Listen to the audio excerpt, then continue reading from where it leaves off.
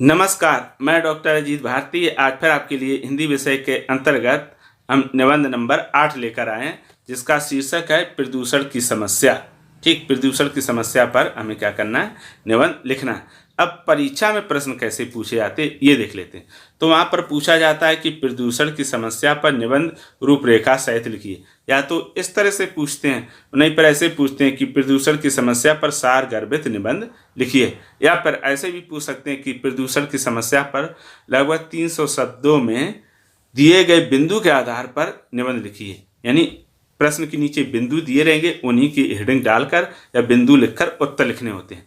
ठीक है, तो देखो, अगर बिंदु नहीं दिए तो हम कैसे लिखेंगे? तो सबसे पहले लिखेंगे उत्तर निबंध प्रदूषण की समस्या, फिर उसके बाद लिखेंगे रूपरेखा। अगर बिंदु दिए तो हमें अलग से लिखने की ज़रूरत नहीं है, अगर बिंदु नहीं दिए तो फिर ये हमें अपने मन से लिखने होते हैं। पहला प्रस्तावना या भूमिका कहते हैं जैसे, दूसरा प्रदूषण के प्रकार, तीसरा प्रदूषण के कारण, और चौथा बिंदु है प्रदूषण के दुष्प्रभाव, पांचवा प्रदूषण रोकने को उपाय, छठवां निष्कर्ष या उपसंहार लिख सकते हैं। अब हम बारी बारी से इनके बारे में उत्तर लिखेंगे। तो पहला बिंदु प्रस्तावना या भूमिका या इंट्रोडक्शन, तो इसमें लिखेंगे कि प्रदूषण आधुनिक युग की सबसे गंभीर समस्याओं में से एक है, जो हमारे पर्यावरण और स्वास्थ्य को गहरा नुकसान पहुंचा रहा है। तेजी से हो रहे औद्योगिकीकरण, शहरीकरण और बढ़ती जनसंख्या ने वायु, जल, मिट्टी और ध्वनि प्रदूषण की समस्याओं को जन्म दिया है। प्रदूषण न केवल प्रकृति के संतुलन को बिगाड़ रहा है, बल्कि इसके कारण मनुष्य और अन्य जीवों का जीवन भी खतरे में पड़ गया। तो ये हो गया परिचय किसके बारे में, प्रदूषण के बारे में। अब अगला बिंदु अब आता है आपका पहला दूसरा दिया कि प्रदूषण के प्रकार। अब प्रदूषण के प्रकार में लिखेंगे कि प्रदूषण के मुख्य प्रकारों में वायु प्रदूषण, जल प्रदूषण, मृदा जिसे मिट्टी कहते हैं प्रदूषण और ध्वनि प्रदूषण आते हैं। अब बारी बारी में हम संक्षेप में इनके बारे में लिख लेते हैं। तो लिखेंगे जैसे पहला दिया कि वायु प्रदूषण, तो इसमें लिखेंगे कि उद्योगों, वाहनों और धुएं से उत्पन्न होने वाला प्रदूषण, इसे हम वायु प्रदूषण कहते हैं।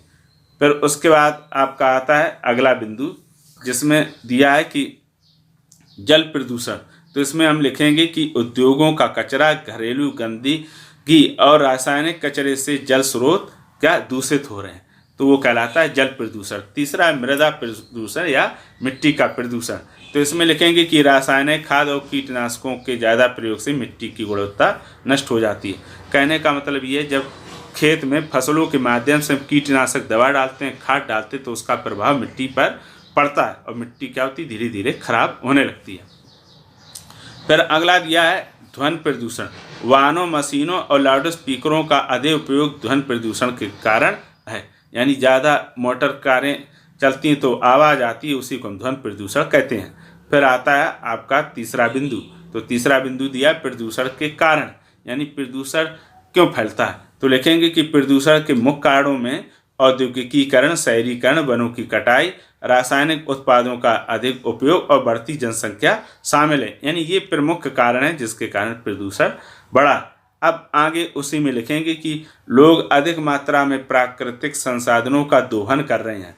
यानी प्राकृतिक संसाधन का अर्थ होता है जैसे खनिज तेल, यानी जो मिट्टी का डीजल, पेट्रोल, ये क्या है, ये प्रकृति से मिला है। पेड़ पौधे, ये क्या है, प्रकृति से मिला है। इनका दोहन का मतलब ज़्यादा से ज़्यादा इनका हम उपयोग करेंगे तो क्या होंगे, धीरे धीरे ये कम होते जाएंगे और प्रदूषण बढ़ता है इनके जलाने से या उपयोग करने से।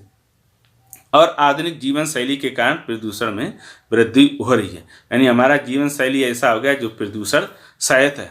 अगला बिंदु चौथा, प्रदूषण के दुष्प्रभाव या हानियाँ, तो लिखेंगे इसमें कि प्रदूषण के दुष्प्रभाव बहुत घातक हैं। वायु प्रदूषण से सांस की बीमारियां, अस्थमा और फेफड़ों के कैंसर जैसी समस्याएं हो रही हैं। जल प्रदूषण से पीने के पानी की कमी और कई रोग उत्पन्न होते हैं। मृदा प्रदूषण से कृषि की गुणवत्ता घट रही है, जिससे खाद्य संकट उत्पन्न हो सकता है। ध्वनि प्रदूषण से मानसिक तनाव और सुनने की क्षमता पर नकारात्मक असर पड़ता है। फिर आता है आपका अगला बिंदु, तो बिंदु नंबर दिया 5, प्रदूषण रोकने के उपाय, यानी प्रदूषण को कैसे रोका जा सकता है। लिखेंगे कि प्रदूषण को नियंत्रित करने के लिए हमें कुछ ठोस कदम उठाने होंगे। वनों का संरक्षण, उद्योगों में कचरे का निपटान, रासायनिक उत्पादों का कम उपयोग और वाहनों की संख्या कम करना जैसे उपाय इसमें सहायक हो सकते हैं। इसके अलावा सार्वजनिक जागरूकता बढ़ाकर और सरकारी नीतियों को सख्ती से लागू कर प्रदूषण को नियंत्रित किया जा सकता है। ये हो गया। अब आता है आपका अंतिम बिंदु, जिसे हम क्या कहते हैं, निष्कर्ष या उपसंहार। ठीक है, तो इसमें क्या होता है, जो निबंध का निचोड़ होता है, कंक्लूजन, उसी को हम इसमें लिखते हैं। तो इसमें हम लिखेंगे कि प्रदूषण एक गंभीर समस्या है जिसका समाधान हम सभी की जिम्मेदारी है। अगर हम प्रदूषण को नियंत्रित करने के प्रयास नहीं करते तो आने वाली पीढ़ियों के लिए विनाशकारी साबित होगा। समय रहते हमें प्रदूषण नियंत्रण के उपाय अपनाने चाहिए ताकि हमारा पर्यावरण सुरक्षित और स्वस्थ बना रहे। तो ये देखो आपका हो गया प्रदूषण की समस्या पर निबंध समाप्त। ठीक, अब तुम्हें निबंध लिखते समय किन किन बातों का ध्यान रखना होगा, ये विशेषकर सबसे पहले कि आप जब निबंध लिखें तो हमेशा ऐसे शब्दों या वाक्यों का प्रयोग करना जो आप शुद्ध और सही लिख पाते हो। जो आपको कैसे लगे, कठिन या डिफिकल्ट लगे, उनका बिल्कुल प्रयोग नहीं करना।